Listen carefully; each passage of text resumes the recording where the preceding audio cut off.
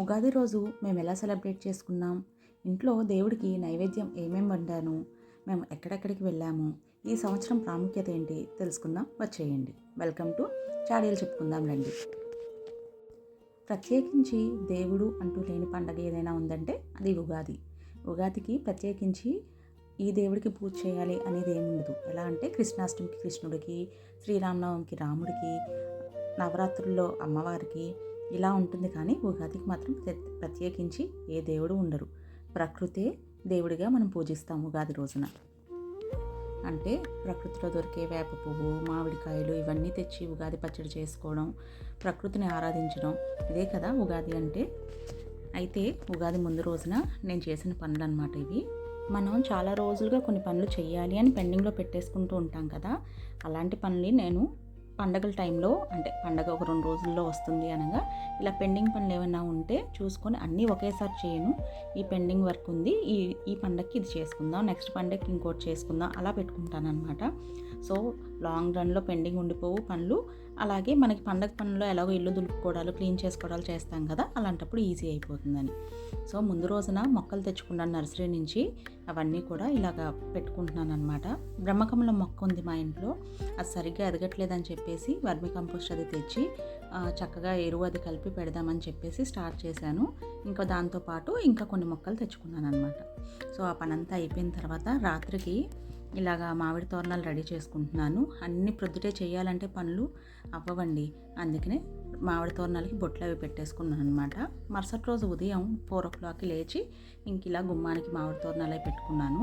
Decoration చేసుకునేవి ఏమన్నా ఉన్నా, ఇలా మామిడి తోరణాలకు బొట్లు పెట్టుకోవాలన్నా ఇవన్నీ కొంచెం ముందు రోజు చేసుకుంటూ ఉంటానన్నమాట, ముందు రోజు ఈవినింగ్. సో అది కంప్లీట్ అయిన తర్వాత ముగ్గు వేయడం స్టార్ట్ చేశాను. మార్నింగ్ 4 గంటలకు మొదలు పెడితే దాదాపు 1.5 గంట సేపు పట్టిందండి నా ముగ్గు. షార్ట్స్లో పెట్టాను, చూసే ఉంటారు, మీకు నచ్చింది అనుకుంటున్నాను. ఇంకా అలా ముగ్గు వేసుకున్న తర్వాత చూడండి ఎంత అందంగా ఉందో వాకిలి. పండగ అంతా మన గుమ్మంలోనే ఉన్నట్టు అనిపిస్తుందండి చక్కగా ఇలా ముగ్గులు వేసుకుంటే. నాకు ముగ్గులు అంటే చాలా ఇష్టం, అందుకే ఇలాగ పండగకి తగ్గట్టుగా అన్నీ వేస్తూ ఉంటానన్నమాట. ఇంకా గడప దగ్గర పూలు అవి పెట్టేసి ఇంకా ఇంట్లోకి వచ్చేసాను. ఇంట్లో చిన్న చిన్న డెకరేషన్స్ అంటే కామనే కదా పండగకి. ఇలాగ ఉర్లిపావులంతా అలంకరించుకున్నాను.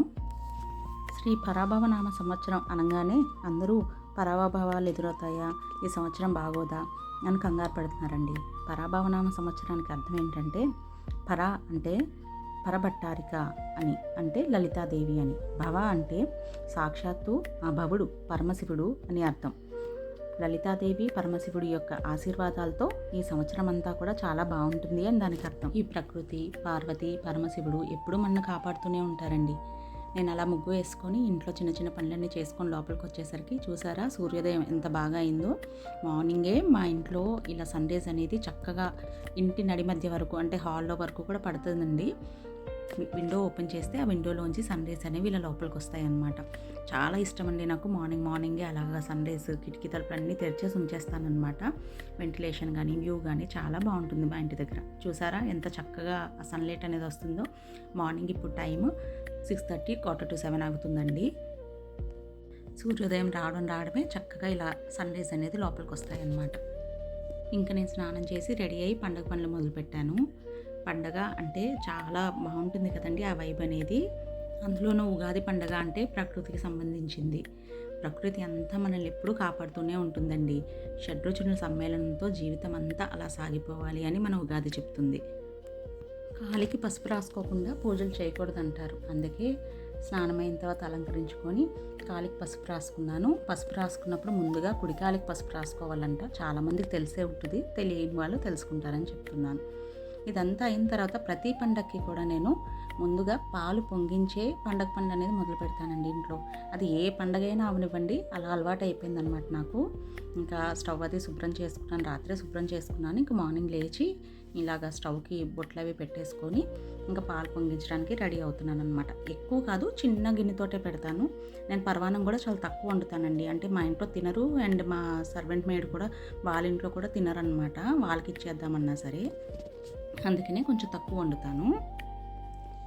దేవుడి దగ్గర దీపం పెట్టేసుకొని ఇలా పాలు పొంగించుకుంటానండి. ఇలా పాలు పొంగినట్టుగా మన సంసారం కూడా పొంగాలి అన్నట్టుగా ఒక సెంటిమెంట్గా.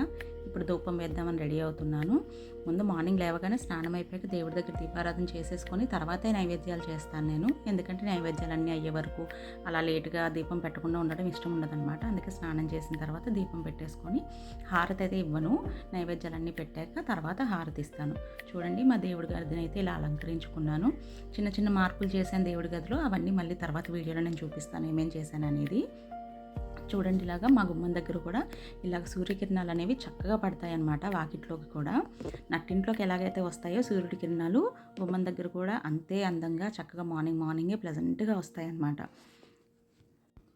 కష్టాలను దాటుతూ కార్చే కన్నీటిలో ఉన్న ఉప్పు, కొంచెం కోపంగా కారం, ఇంకొంచెం చిలిపిగా పులుపు, చిరుప్రేమల చిగురు తొడిగే ఒగరు, చిన్ని చిన్ని సంతోషాల తీపి, కలకాలం సంసారం కమ్మగా సాగిపోవాలి అని తెలియజేసే షడ్రుచుల ఉగాది.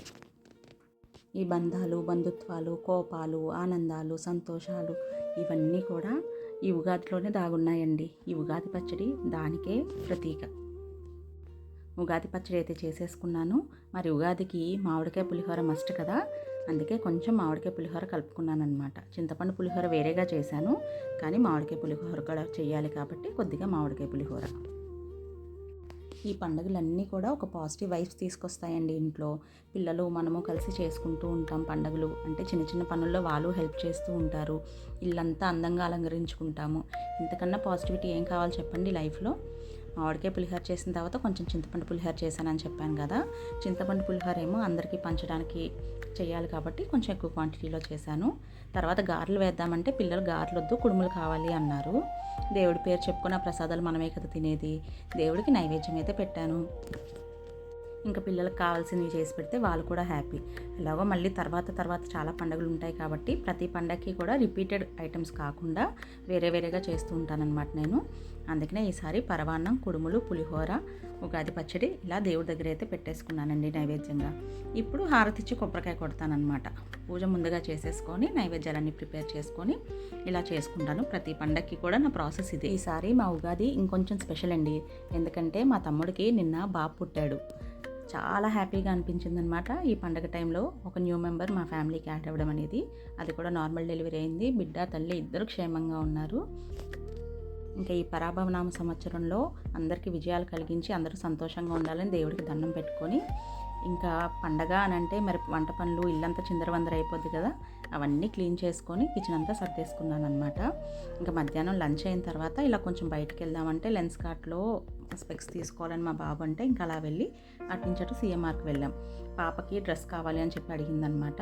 ఇంకా సిఎంఆర్కి వెళ్ళి ఎప్పుడూ ఎక్కువగా బయట ఏం తినము, కాకపోతే సాఫ్టీ ఐస్ క్రీమ్ అంటే నాకు చాలా ఇష్టం అనమాట. అందుకే సాఫ్టీ ఐస్ క్రీమ్ తీసుకొని అలా తినేసి అలా కాసేపు తిరిగేసి వచ్చేసాం ఇంటికి. సిఎంఆర్లో లైవ్ సింగింగ్ పెట్టారు. పాటలు అయితే చాలా బాగా పాడారండి వాళ్ళు.